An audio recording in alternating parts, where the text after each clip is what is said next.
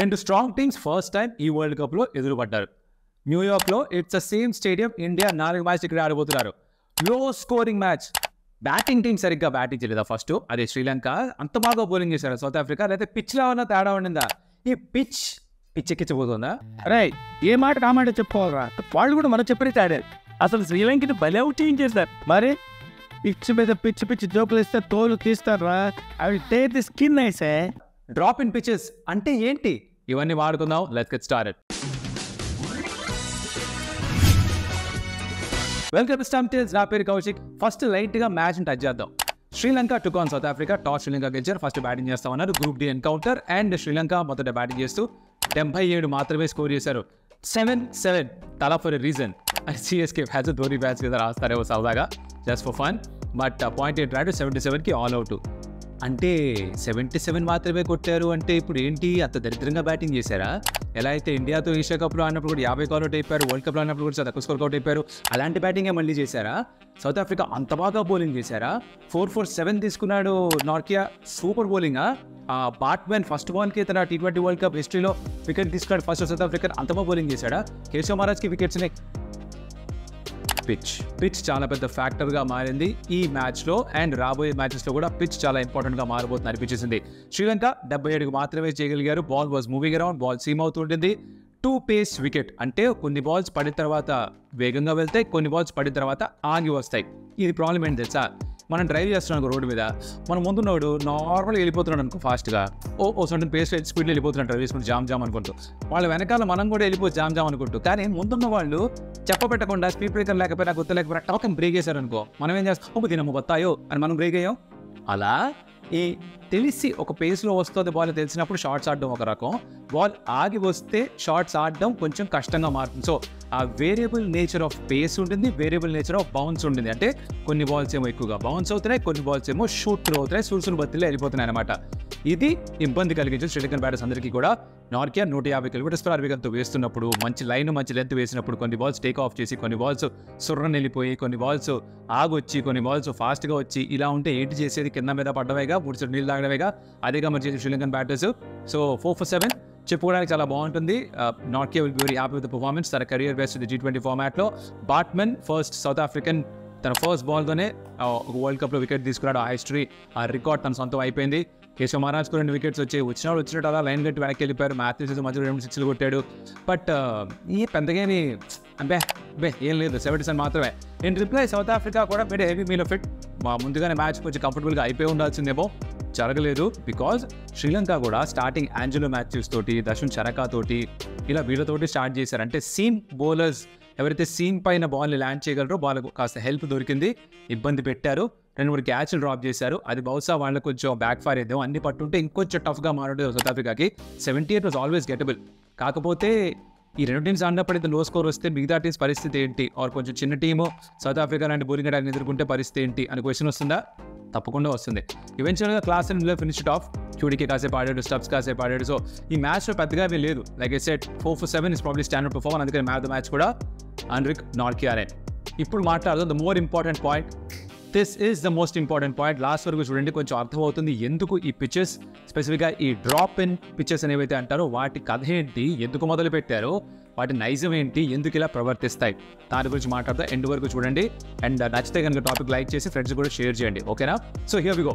Drop in pitches అంటే ఏంట్రా అంటే, దీన్ని కృత్రిమంగా తయారు చేస్తారు, ఆర్టిఫిషియల్గా తయారు చేస్తారు. ఎక్కడ వేరే చోట ఎక్కడో. ఇప్పుడు మనకి ఈ మధ్యకాలంలో చూసాం, కొన్ని సంవత్సరాలుగా చూస్తున్నాం. ఏంటి, ఈ స్లాబ్స్ వేరే చోట వేసి తీసుకొస్తారు.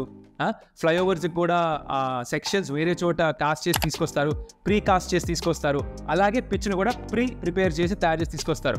వీళ్ళు కూడా ఒక పెద్ద పిచ్ ఎంత పొడవు ఉంటుందో దానికంటే కాస్త ఎక్కువ పొడవు ఉన్న ఒక అల్యూమినియం ఫ్రేమ్లో పిచెస్ తయారు చేసి వేరే చోట తీసుకొస్తారు. ఇవన్నీ మొదలైంది ఎక్కడరా అంటే ఆస్ట్రేలియాలో. వాళ్ళు ఎందుకు మొదలు పెట్టారంటే తిరిగి ఒక కథ ఉంది. అనగా అంత వెనక్కి కాస్త వెనక్కి వెళ్ళాలి. ఆస్ట్రేలియాలో ఉన్న గ్రౌండ్స్ ఏమిట్రా అంటే మల్టీ స్పోర్ట్స్కి యూజ్ చేస్తారు. అది MCG అయినా, SCG అయినా, పర్త్లో స్టేడియం అయినా.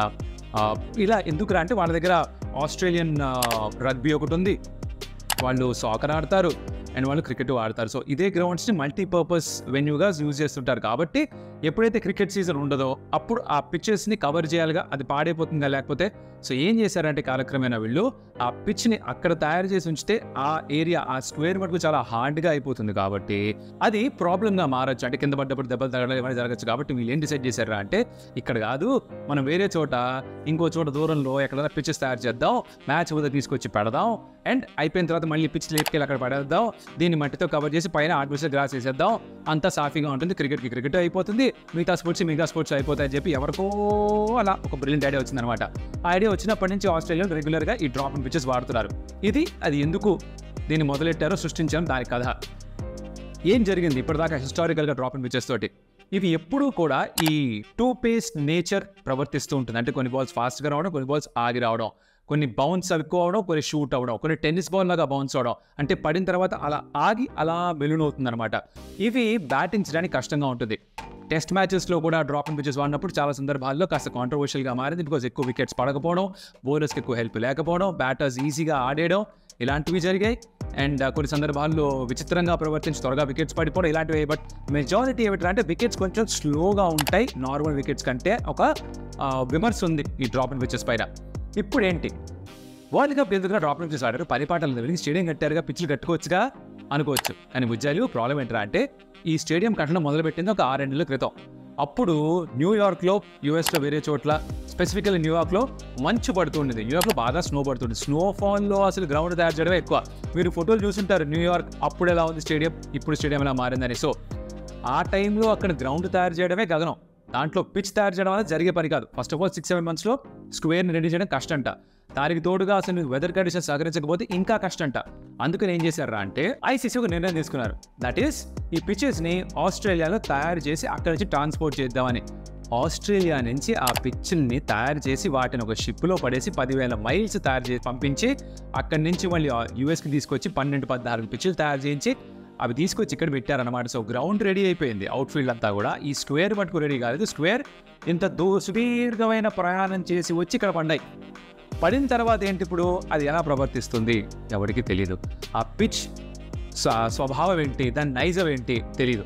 ఆడితే కానీ అర్థం కాదు. మన వార్మప్ మ్యాచ్లో ఇండియా వర్సెస్ బంగ్లాదేశ్ వార్మప్ జరిగినప్పుడు ఇక్కడే ఆడారు. ఆ రోజు బాల్ కాస్త మూవ్ అయింది, బ్యాటింగ్ బాగానే చేశారు. కొంచెం ఇబ్బంది పడ్డప్పటికీ కూడా 150 కంటే ఎక్కువ స్కోర్ చేశారు ఇండియా. బంగ్లాదేశ్ ఎక్కువగా స్కోర్ చేయలేకపోయారు. ఓకే అంటారు. ఈ మ్యాచ్ చేసిన తర్వాత ఏంద్రా ఇది ఇట్టనే ఉంటే ఎట్టరా పరిస్థితి, ఇప్పుడు ఇండియాకి 4 మ్యాచ్ ఆడాలి కదరా అని డౌట్ వస్తుంది కదా. ఖచ్చితంగా రావాలి, వచ్చి తీరాలి. బికాస్ ఈ డ్రాప్ ఇన్ పిచెస్తో ఏ రోజు ఏం ఎక్స్పెక్ట్ చేయాలో తెలియదు. ఇప్పుడు దీనిలో ఒక 6-7 పిచెస్ ఉన్నాయి అనుకుందాం. ఎన్నున్నా ఎగ్జాక్ట్గా నాకు తెలియదు, బట్ ఆ స్క్వేర్లో ఒక 6 పిచెస్ ఉన్నాయి అనుకుందాం. ఎడ్జ్ ఆఫ్ ద స్క్వేర్లో ఆడారు ఈ మ్యాచ్ని. ఇండియా ఐర్లాండ్తో ఆడాలి, పాకిస్తాన్తో ఆడాలి, ఫస్ట్ మ్యాచెస్ అవి. సో అదొక పిచ్లో, పాకిస్తాన్ ఇంకొక పిచ్లో ఆడతారు. ప్రతి పిచ్ దాని స్వభావం వేరేగా ఉండొచ్చు.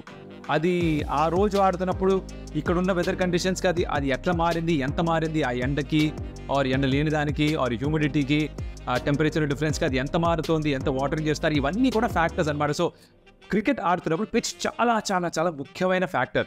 ఎక్కడ ఆడుతున్నాం అన్నదే డిసైడ్ చేస్తుంది ఎంత స్కోర్ వస్తుంది, ఎంత బాగా బౌలింగ్ చేస్తారు, ఎంత బాగా బ్యాటింగ్ చేస్తారని. సో ఇప్పుడు ఏమీ ఎక్స్పెక్ట్ చేయడానికి లేదు. బట్ ద గట్ ఫీల్ ఇప్పటిదాకా చూసిన మ్యాచ్ చూస్తే ఏమవుతుంది అనిపిస్తుందా అంటే, ఇది 200 కంటే ఎక్కువ వచ్చే పిచ్చెస్ లాగా అనిపించట్లేదు. 170 నుంచి 200 మధ్యలో ఎక్కడ వచ్చినా సరే very good score. So competition between bat and ball చూస్తే ఇన్ఫాక్ట్ బ్యాటింగ్ కాస్త కష్టంగా మారే అవకాశాలే, సందర్భాలు ఎక్కువగా ఉంటాయని అనిపిస్తుంది అనమాట. Which tells me that it will లో scoring world cup for sure 1. And దాంతో పాటు కూడా బౌలర్స్కి కొంచెం హెల్ప్ ఎక్కువగా దొరకచ్చు. ఇది జరుగుతుంది అని అర్థం చేసుకోవాలన్నా. సో ఈ డ్రాప్ ఇన్ పిచెస్ ఎక్కడ మొదలయ్యాయి, ఎలా మొదలయ్యాయి, ఎందుకు మొదలయ్యాయి, వరల్డ్ కప్లో ఎందుకు వాడారు, ఎంత దూరం వచ్చింది, ఇవన్నీ కూడా అర్థమై ఉంటే ఇప్పుడు నచ్చుంటే ఒక లైక్ పెట్టండి, సరేనా? బికాజ్ ఇంట్రెస్టింగ్ ఇన్ఫర్మేషన్ ముందు తెలిసిండకపోయి ఉంటే, if you learn something new please hit the like button, share it your friend because వాళ్ళు కూడా హెల్ప్ అవ్వచ్చు. అలాగే నచ్చితే కనుక content subscribe to stumps because you're growing. Next వీడియోలో మళ్ళీ కలుస్తా. ఈ డ్రాప్ ఇన్ పిచెస్లో ఏవేవి చూస్తామో మా ప్రభో బాయ్.